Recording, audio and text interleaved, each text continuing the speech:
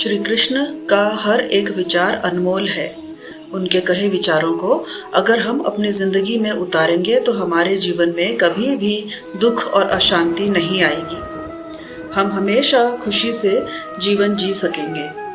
भगवान श्री कृष्ण के विचार, चाहे वह श्रीमद् भगवत गीता के अनमोल विचार हो या फिर किसी कहानी में सुने हो, आज के जमाने के लिए भी उतना ही अनुरूप और योग्य है। और इन विचारों को सुनना और उन पर अमल करना हमारे लिए और समाज के लिए बहुत ही फायदेमंद है। धरती पर महापाप कंस के अत्याचारों से लोगों को मुक्ति दिलवाने के लिए जन्म भगवान श्री कृष्ण ने न सिर्फ इस संसार को आपस में प्रेम करना सिखाया, बल्कि कई ऐसे प्रेरणादायक और अनमोल सीख भी दी, जिनको अगर हम सभी अपने जीवन में उतार लें तो निश्चय ही एक सफल और श्रेष्ठ जिंदगी जी सकते हैं। भगवान श्री कृष्ण ने श्रीमद् भागवत गीता के माध्यम से कहा है कि मनुष्य को अगर अपने जीवन में सफलता हासिल करनी है तो फल की इच्छा किए बिना कर्म करना चाहिए। इसके साथ ही भगवान श्री कृष्ण ने अपने विचारों के माध्यम से यह भी कहा है कि जो व्यक्ति भूतकाल को लेकर पश्चाताप करता है, उस व्यक्ति का वर्तमान तो खराब हो ही जाता है, इसके साथ ही वह अपने भविष्य के लिए कुछ नहीं कर पाता है। धरती पर पाप का अंत करने के लिए भगवान विष्णु के 8वें अवतार में जन्मे श्री कृष्ण ने महाभारत के युद्ध में अर्जुन के द्वारा पूरे जगत को ज्ञान दिया। भगवान श्री कृष्ण ने अपने सर्वश्रेष्ठ सुविचार के माध्यम से मनुष्य को बताया कि अपने अशांत मन को व्यक्ति अभ्यास के माध्यम से किस तरह अपने वश में कर सकता है, क्योंकि जो व्यक्ति अपने मन को काबू में नहीं करते, उनके लिए वह दुश्मन की तरह काम करता है। इसके अलावा श्री कृष्ण ने उन व्यक्तियों को भी अपने विचारों के माध्यम से सीख दी है जो कि संसार में मौजूद हर चीज को संदेह की नजर से देखते हैं। उनके लिए कृष्ण ने अपने विचारों में कहा है, हमेशा संदेह और शक करने वाले व्यक्ति के लिए खुशी न तो इस लोक में है और न ही कहीं और। इसलिए मनुष्य को अपने संदेह की प्रवृत्ति छोड़ देना चाहिए।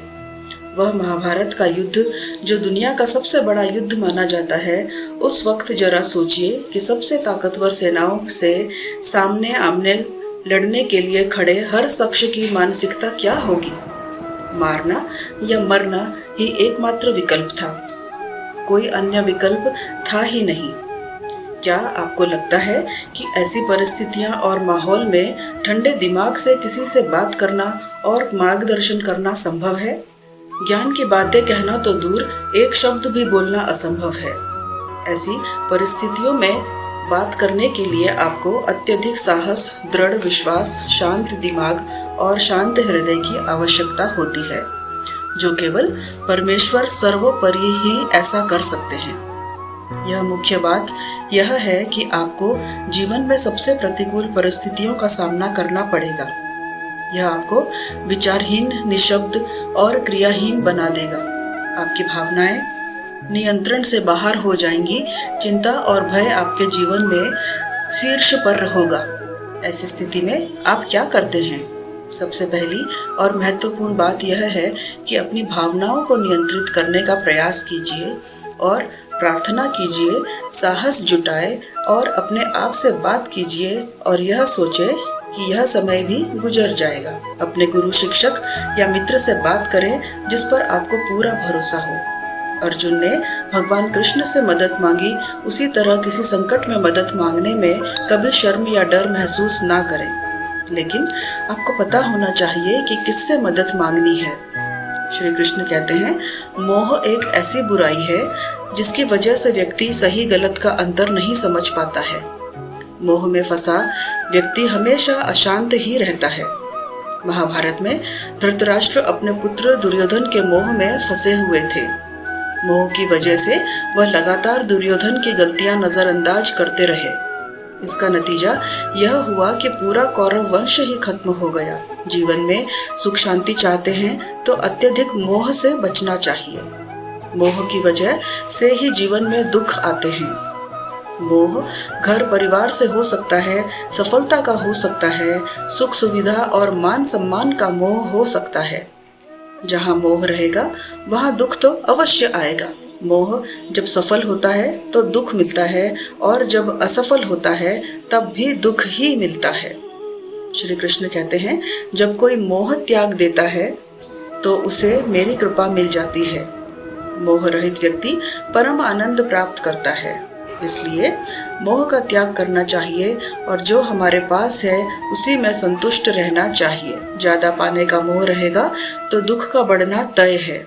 जब कोई हमारे सुख दुख का कारण बन जाए तो हमें समझ लेना चाहिए कि हमने खुद ही उन्हें अपने दुखों का कारण बनने के लिए आधार दिया है। कोई भी वस्तु, व्यक्ति या अवसर हमें तब तक दुखी या सुखी नहीं बना पाते जब तक हम उन वस्तुओं को, व्यक्तियों को या अवसरों को प्रभावित करने नहीं देते। यह भी एक सत्य है कि हमें दुख भी उन्हीं से होता है जिसे हम सबसे अधिक प्रेम करते हैं, क्योंकि उनके द्वारा दी गई आलोचना या तिरस्कार हम सहन नहीं कर पाते। कभी कभी जरूरत से ज्यादा अपेक्षाएं रखना कहीं न कहीं हमारे दुखों का कारण बन जाती है। हम दूसरों को देखकर भी दुखी हो उठते हैं। उसके पास इतना कुछ है, हमारे पास क्यों नहीं?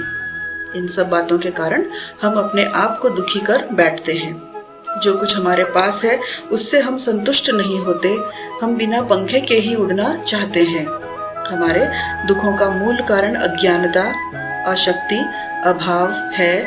जो व्यक्ति इन 3 कारणों पर विजय पा लेता है वह कभी दुखी नहीं होता है। भगवान ने जो कुछ दिया है उसी को भगवान का प्रसाद मानकर अगर वह संतुष्ट रहता है तो दुनिया का कोई भी शक्ति उस व्यक्ति को दुखी नहीं कर सकता। हमारे विचार ही तो हमें सुखी और दुखी बनाते हैं। दुखी व्यक्ति हमेशा तनावग्रस्त रहता है। दुखी व्यक्ति न जाने कितनी बीमारियों का शिकार हो जाता है। जिस व्यक्ति के विचार हमेशा उसके अनुकूल हैं वह कभी दुखी नहीं होता है, लेकिन प्रतिकूल विचारों वाला व्यक्ति हमेशा दुखी रहता है। दुखी व्यक्ति अपने दुखों का कारण किसी वस्तु को देता है। व्यक्ति अपने मित्र को भी शत्रु मान बैठता है। अगर कोई व्यक्ति दुख रूपी दलदल से बाहर निकलना चाहता है तो हमेशा ध्यान करना चाहिए, कभी न बुरा देखें, न बुरा सोचें, न बुरा बोलें, तो वह ही दुख रूपी सागर से बाहर निकल सकता है। कई बार हमारा अधिक बोलना भी हमारे दुखों का कारण बन जाता है। हम बिना सोचे समझे किसी को कुछ भी कह देते हैं जिससे कि हमें बाद में पछताना पड़ता है और हम दुखी हो उठते हैं। इसलिए अगर हम सुखी रहना चाहते हैं तो हम अच्छा सोचें और विचारों पर नियंत्रण रखें। कभी गुस्सा ना करें, तभी आप एक सुखी जीवन जी सकते हैं। श्री कृष्ण कहते हैं कि हर इंसान को अपने जीवन में हमेशा सत्य ही बोलना चाहिए, क्योंकि सच कभी न कभी एक न एक दिन व्यक्ति के सामने आ ही जाता है। इसलिए हर इंसान को सच का सहारा लेकर हर काम करना चाहिए। आज नहीं तो कल जीत हमेशा सच्चाई की ही होती है। सत्य बोलने से मनुष्य के जीवन में परेशानियां और कलेश दूर होने लगते हैं और इससे भगवान भी प्रसन्न होते हैं। जिस इंसान में झूठ बोलने की और बात बात पर छल कपट करने की आदत बन जाती है वह अपना जीवन खुद ही दुखों से भर लेता है। जो मनुष्य हमेशा ही सच का साथ देता है उसका जीवन सुख से भरा होता है। ऐसे मनुष्य के जीवन में परेशानियां और कलेश के लिए कोई जगह नहीं होती। और जो व्यक्ति किसी पर गुस्सा नहीं करता वह किस्मत वाला होता है, क्योंकि क्रोध एक चाल है जिसमें फंसने के बाद मनुष्य को अपने पराये, अच्छे बुरे किसी का ख्याल नहीं रहता। इसलिए जो व्यक्ति हमेशा सत्य बोलता है उसे बात बात पर गुस्सा नहीं आता और अपने गुस्से पर भी नियंत्रण कर लेता है।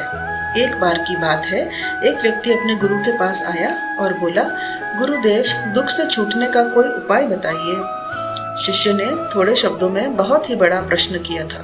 दुखों की दुनिया में जीना, लेकिन उसी से मुक्ति का उपाय भी ढूंढना बहुत मुश्किल सवाल था। गुरु ने कहा, एक काम करो, जो आदमी सबसे सुखी है उसके पहने हुए जूते लेकर आओ, फिर मैं तुझे दुख से छूटने का उपाय बताऊंगा। शिष्य चला गया एक घर में, जाकर पूछा, भाई तुम तो बहुत सुखी लगते हो, अपने जूते सिर्फ आज के लिए मुझे दे दो। उस आदमी ने कहा, कमाल करते हो भाई, मेरा पड़ोसी इतना बदमाश है कि क्या कहूँ। ऐसी स्थिति में मैं सुखी कैसे रह सकता हूँ, मैं तो बहुत दुखी हूँ। वह दूसरे घर गया। दूसरा व्यक्ति बोला, अब क्या कहूँ भाई, सुख की बात ही मत करो, मैं तो पत्नी की वजह से बहुत परेशान हूँ। ऐसी जिंदगी बिताने से अच्छा है कि कहीं जाकर साधु बन जाओ। सुखी आदमी देखना चाहते हो तो किसी और के घर पर जाओ। वह तीसरे के घर गया, चौथे के घर गया, किसी के पत्नी के पास गया तो वह पति को क्रूर बताती, पति के पास गया तो वह पत्नी को दोषी ठहराता, पिता के पास गया तो पुत्र को बदमाश कहता, पुत्र के पास गया तो पिता की वजह से खुद को दुखी बताता। सैकड़ों हजारों घरों के चक्कर लगाया, सुखी आदमी के जूते मिलना तो दूर, खुद के ही जूते घिस गए। शाम को वह गुरु के पास गया और बोला, मैं तो घूमते घूमते परेशान हो गया, न तो कोई सुखी मिला और न ही सुखी आदमी के जूते। गुरु ने पूछा, लोग क्यों दुखी हैं, उन्हें किस बात का दुख है? उसने कहा, किसी का पड़ोसी खराब है, कोई पत्नी से परेशान है, कोई पति से दुखी है, तो कोई पुत्र से परेशान है। आज हर आदमी दूसरे आदमी के कारण दुख भोग रहा है। गुरु ने बताया, सुख का सूत्र है दूसरों की ओर नहीं बल्कि अपनी ओर देखो, खुद में झांको, खुद की काबिलियत पर गौर करो। प्रतिस्पर्धा करनी है तो खुद से करो, दूसरों से नहीं। जीवन तुम्हारी यात्रा है, दूसरों को देखकर अपने रास्ते मत बदलो। खुद को सुनो, खुद को देखो, यही सुख का सूत्र है। शिष्य बोला, महाराज बात तो आपकी सत्य है, लेकिन यही बात आपने मुझे सुबह ही बता सकते थे, फिर इतनी परिक्रमा क्यों करवाई? गुरु ने कहा, वत्स, सत्य कठिन से प्राप्त होता है, वह सीधा नहीं पचता। अगर मैं यह बात सुबह बता देता तो यह बात तुम मानने से इनकार कर देते। जब स्वयं अनुभव कर लिया, सबकी परिक्रमा कर ली, सबके चक्कर लगा लिए, तो बात समझ में आ गई। अब यह बात तुम जीवन में कभी नहीं भूलोगे। दोस्तों, इस वीडियो में बस इतना ही। मिलते हैं अगले वीडियो में, तब तक अपना ख्याल रखिएगा, स्वस्थ रहिए, मस्त रहिए। जय श्री कृष्णा, राधे राधे।